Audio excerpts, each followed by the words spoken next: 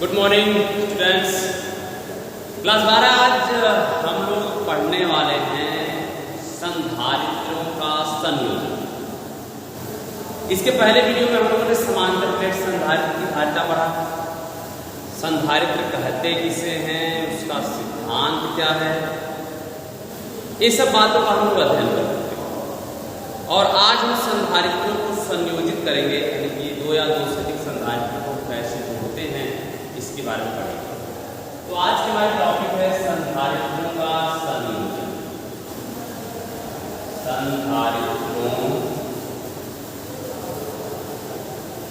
का संयोजन, combination of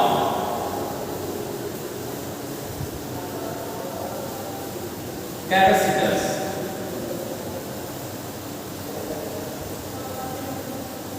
बच्चों। कॉम्बिनेशन ऑफ कैपेसिटर्स यानी कि संधारित्रों को जो जोड़ने की ना दो रीतियां हैं।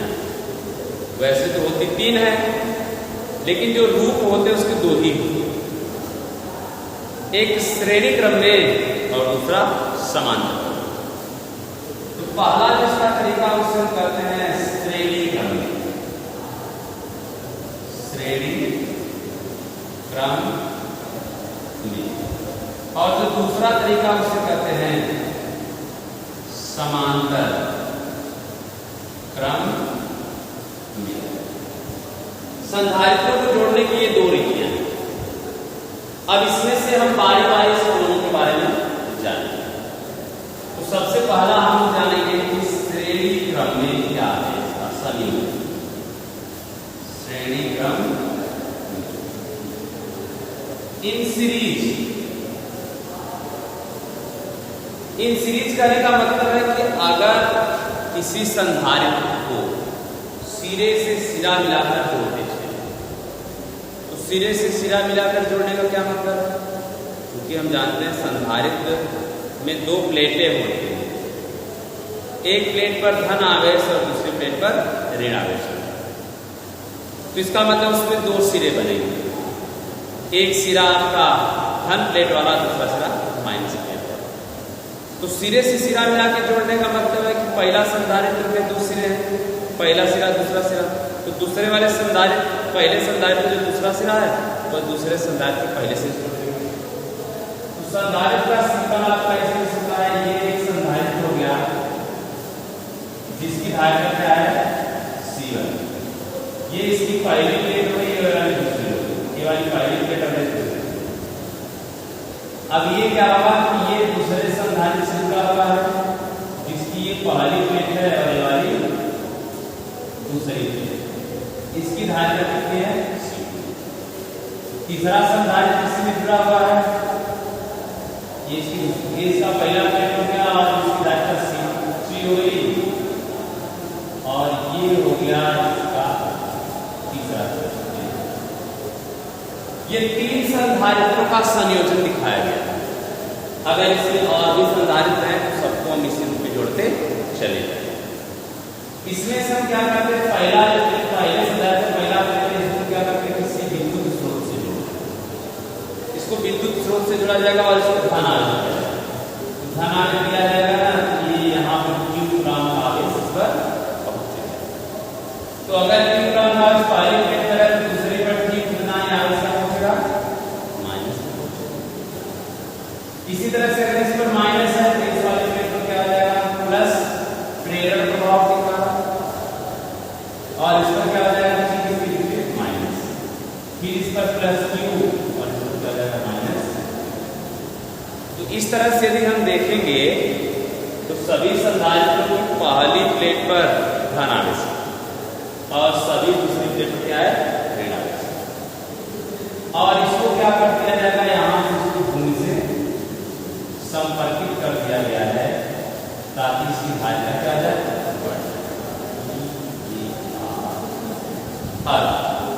उसको भूमि से संपर्कित कर दिया गया। ठीक है, ये हमने क्या किया, तीन संधारित्रों को लिया जिनकी धारिताएं C1, C2 और C3। तो चूंकि सब श्रेणी क्रम में है ना, इस पर सभी की प्लेटों पर समान और परिमाण में समान और प्रकृति में विपरीत आवेश उत्पन्न होता है। पहली प्लेट पर सभी पर धन आवेश और सभी दूसरी पर ऋण आवेश उत्पन्न होता है।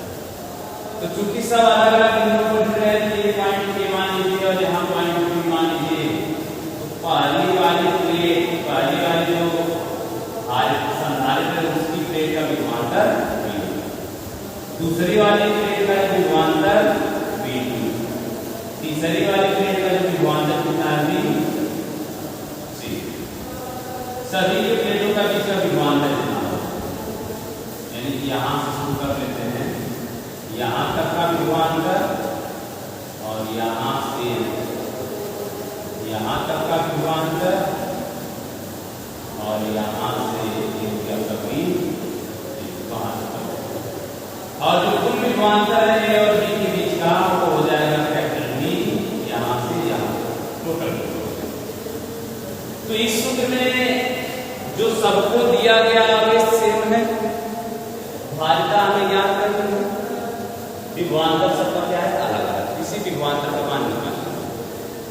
तो पहली प्लेट के बीच का विभवांतर V1 बराबर कितना हो जाएगा,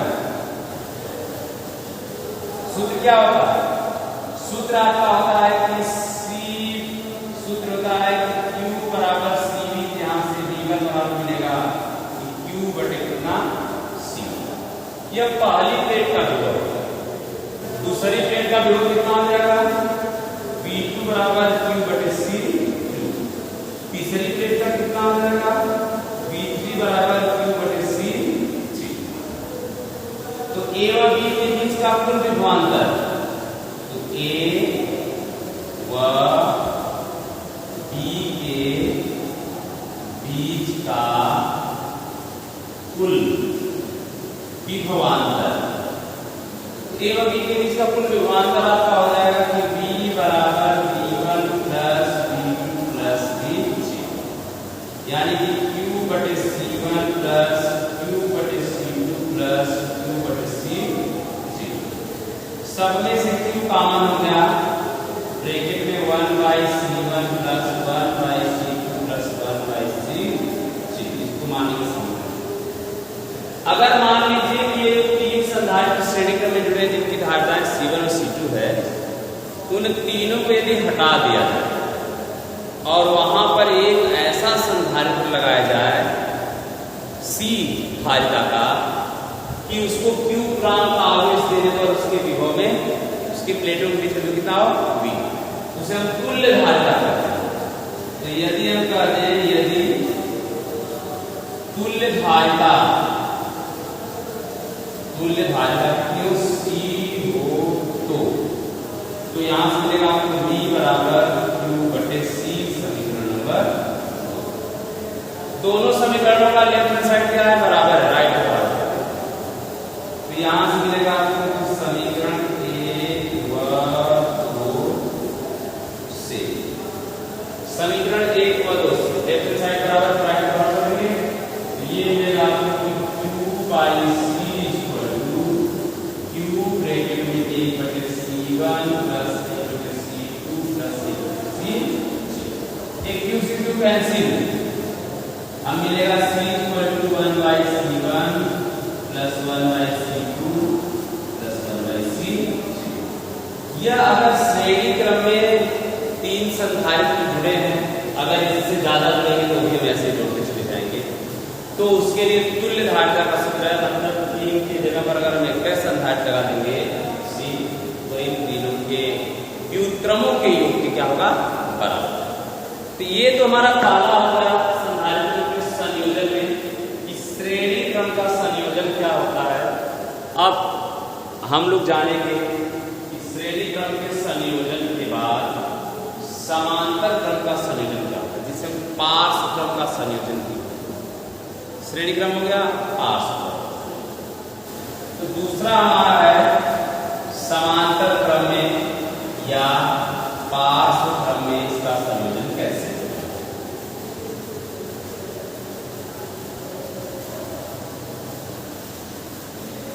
तो पार्श्व क्रम का मतलब है समांतर क्रम, यानी कि अगर दो या दो से ज्यादा संधारित्र हों, सभी संधारित्रों की पहली प्लेट को एक जगह पर और सभी दूसरी प्लेट को एक जगह पर जोड़ दिया जाए तो इस प्रकार के संयोजन को कहते हैं समांतर प्रकाश।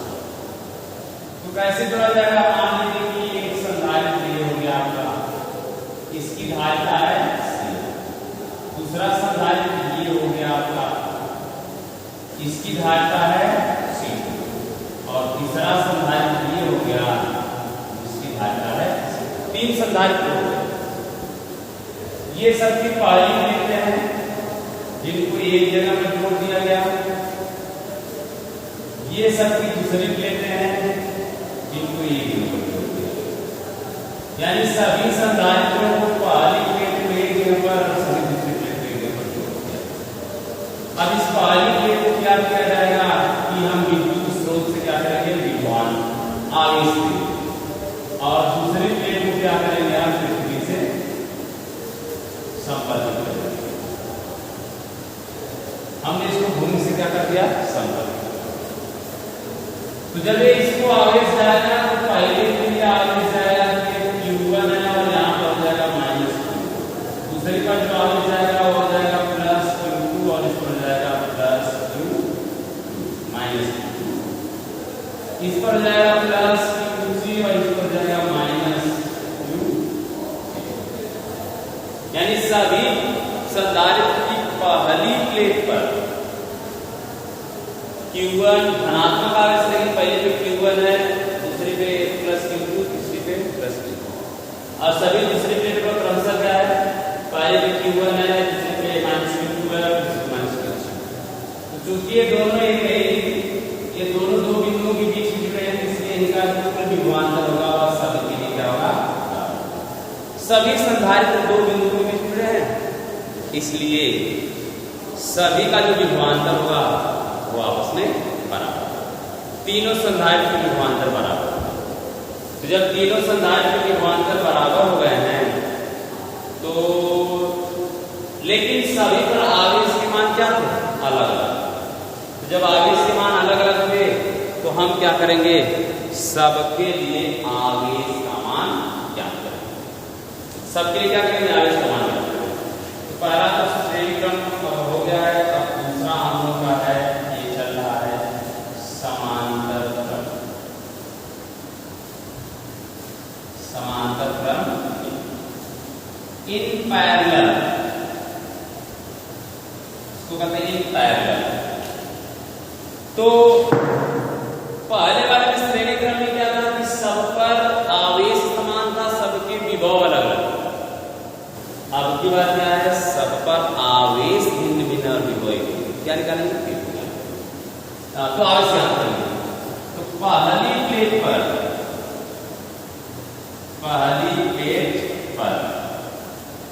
आवेश का परिमाण,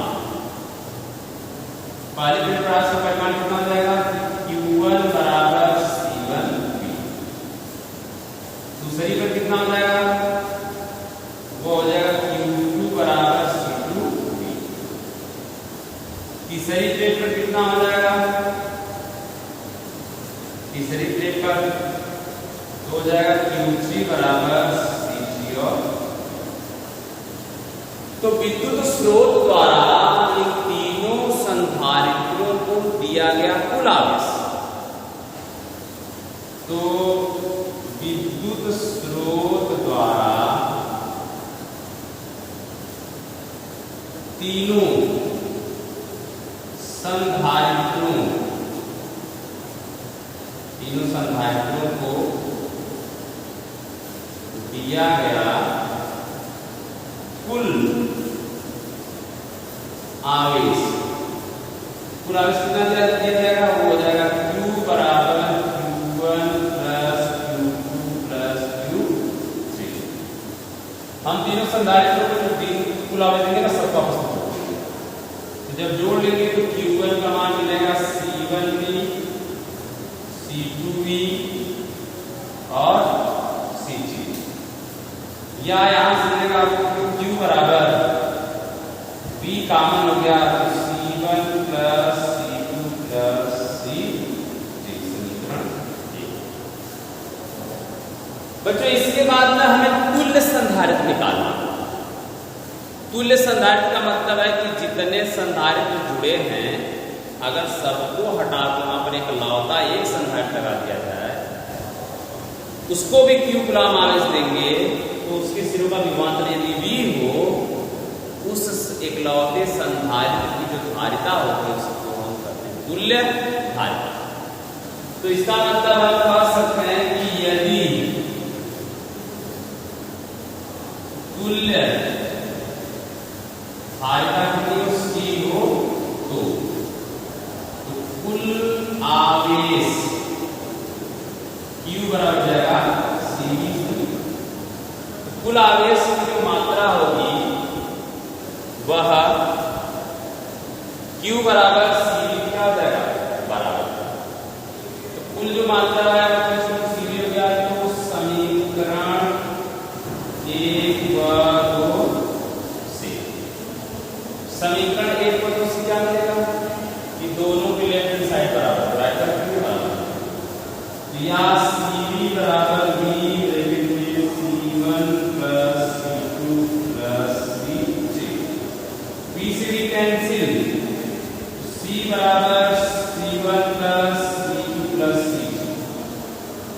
यानी कि अगर श्रेणी क्रम है, समांतर क्रम है तो उसमें सभी संधारित्रों को जैसे दिया है सभी को जोड़ लेंगे तो तुल्य धारिता कहलाएगा। यानी अगर श्रेणी क्रम है, श्रेणी क्रम में जो तुल्य धारिता 1/C बराबर 1/C1 plus 1/C2 plus 1/C3। अगर समांतर में, समांतर या इसे बोलो पार्श्व क्रम भी करते हैं, पार्श्व क्रम। समांतर या पार्श्व क्रम में है तो वैसे दिशा में C बराबर C1 plus C2 plus C3।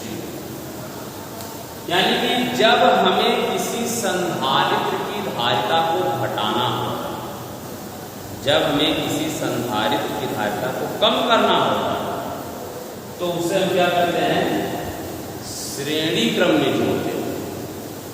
और जब किसी संधारित्र यानी कई सारे संधारित्र हमारे पास है और हमें धारिता के मान को अगर इंक्रीज करना है, बढ़ाना है, तो हम उसे क्या करते हैं समांतर करते हैं। यानी श्रेणी क्रम में जोड़ने पर संधारित्रों की जो कुल धारिता होती है, तीनों संधारित्रों में से जो सबसे कम धारिता वाला होगा, जो तुल्य धारिता होगी, उस सबसे कम धारिता वाले से क्या हो जाएगा कम प्राप्त होगा। यानी कि जो 3 है, 3 में से जो सबसे छोटा उससे भी छोटा मिलेगा, धारिता उससे भी कम है। लेकिन श्रेणी समांतर क्रम में जब जोड़ते हैं ना तो जो धारिता का मान होता है वह पहले की तुलना में क्या होता है जुड़ता चला जाता है, जितने होंगे सबको आपस में जोड़ते हम चले जाते हैं। तो बच्चों ये संधारित्रों का समायोजन था श्रेणी क्रम में और समांतर क्रम में। पेपर में जब भी मिलता है न्यूमेरिकल के लिए तो वह मिश्रित क्रम में होता है, जिसमें श्रेणी क्रम में और कुछ समांतर क्रम में। तो श्रेणी को अलग हल करिए, समांतर को अलग हल करिए, फिर लास्ट में देखिए कि कैसे क्या बना हुआ है। अब कौन सा कॉम्बिनेशन दिख रहा है उसी के अकॉर्डिंग समांतर और श्रेणी का सूत्र लगाइए। क्योंकि मिश्रित क्रम का कोई सूत्र नहीं होता है। मिश्रित क्रम का मतलब है जिसमें श्रेणी और समांतर दोनों मिक्स होते हैं। उसमें से श्रेणी वाले को ढूंढना रहता है कि कितने श्रेणी में है, तो जितने एक जगह पर श्रेणी में होते उसको एक साथ है, फिर एक जगह पर समांतर में होते उसको एक साथ हल कर लेते हैं। फिर लास्ट में श्रेणी या समांतर जो भी मिलेगा उस रूप में हम इन दोनों सूत्रों का प्रयोग करके करेंगे तुल्य धारिता का सूत्र निकालेंगे। तो बच्चों अब उम्मीद कर रहे हैं कि आपको समझ में आया होगा, ठीक है, और आप अपने PDF नोट्स तैयार करके और इसको अच्छी तरह से देख के